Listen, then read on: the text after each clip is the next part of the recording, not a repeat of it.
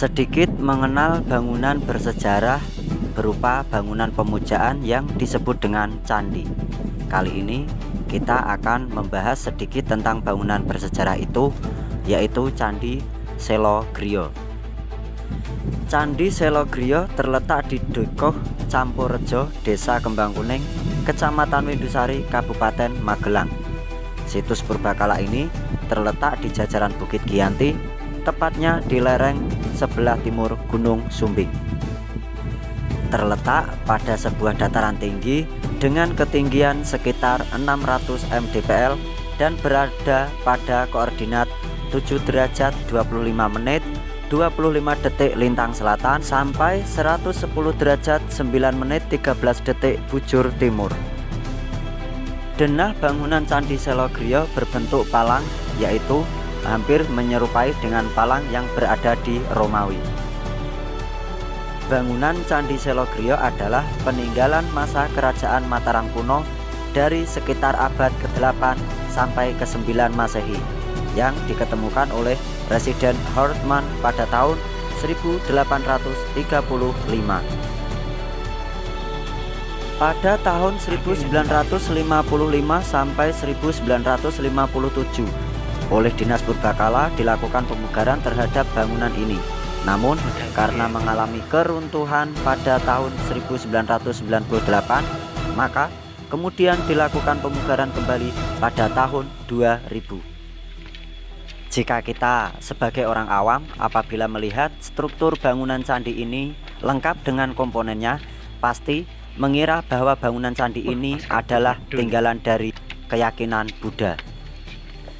Karena pada bagian atap, khususnya panel-panel yang disebut dengan ratna atau kemuncak, hampir mirip atau menyerupai dengan stupa Buddha.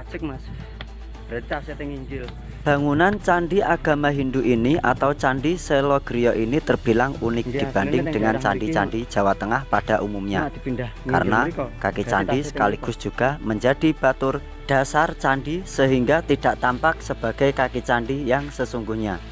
Dengan demikian, tidak ada selasar sebagai tempat pradaksina maupun tangga masuk. Tangga masuk hanya berupa undak 2 lapis lempeng batu. Denah bangunan Candi Selo Griya menghadap ke timur dan terdapat 5 buah relung yang digunakan untuk menempatkan beberapa arca. 2 relung terdapat di kiri kanan pintu masuk tempat meletakkan arca Mahakala dan Nandiswara. 3 bagian relung yang lain terdapat pada setiap dinding candi sebagai tempat arca dewa-dewa yang lain.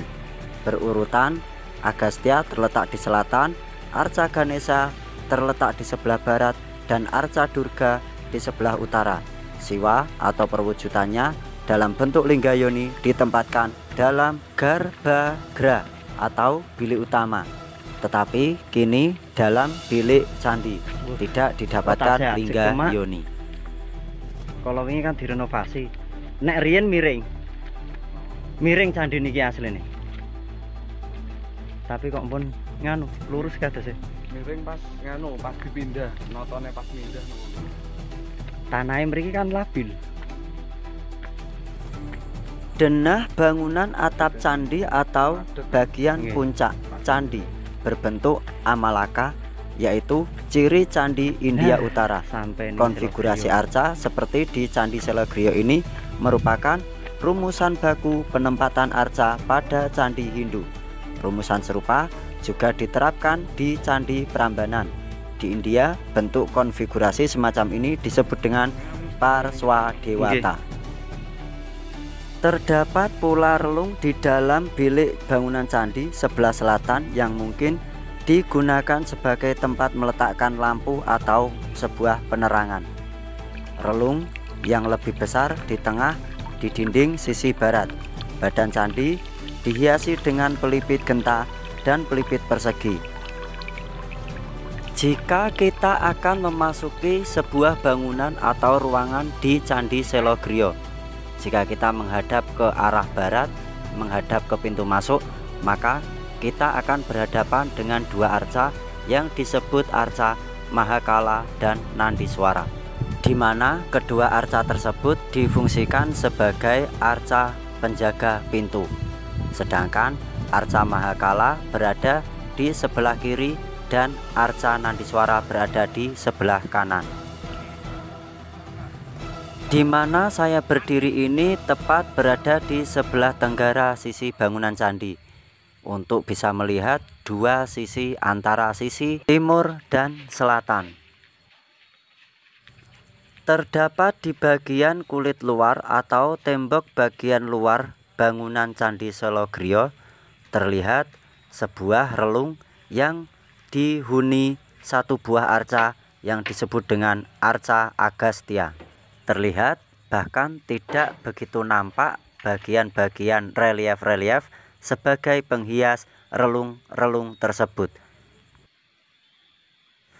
Tepatnya saya berdiri ini pada sudut bagian bangunan candi sebelah barat daya, di mana pada bagian ini kita bisa melihat dua sisi, yaitu sisi selatan dan sisi barat, di mana terdapat dua relung, yaitu satu relung di sisi selatan telah dihuni arca Agastya dan di relung sisi barat terdapat arca Ganesha. Untuk keberadaan saya, di mana saya berdiri kali ini berada di barat laut. Tepatnya kita bisa melihat dua sisi relung yang saling berbeda arah mata angin, yaitu yang sudah saya sebutkan di depan. Relung yang menghadap ke barat adalah relung untuk arca Ganesha, sedangkan relung untuk bagian sebelah utara yaitu arca Durga Mahisa Suramardini. Di bagian luar bangunan candi, atau tepatnya di halaman bangunan candi, terdapat beberapa komponen-komponen batuan penyusun. Di antaranya mungkin ini termasuk batuan-batuan lepas yang sudah tidak digunakan untuk penyusun bangunan candi. Dan jika orang-orang daerah sekitar atau warga sekitar menyebutnya dengan watu kenong, tapi di sini disebut sebagai peripih. Peripih adalah sebuah wadah atau tempat yang memiliki sekatan-sekatan atau ruangan-ruangan. Ruangan tersebut berjumlah 9, bahkan ada yang 12 sampai 17, bahkan sampai 21. Dan di setiap ruangan-ruangan tersebut diisi perhiasan-perhiasan atau berbagai biji-bijian.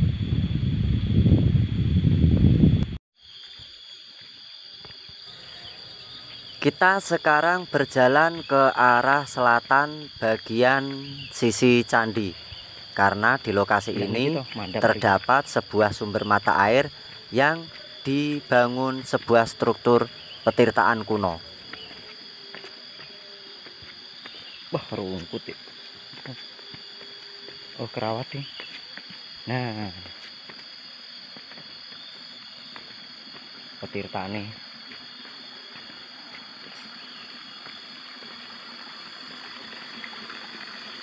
Ini kisah menten tok niki. Jaladwarane kados teng anu. Tenggone Candi Pengilon.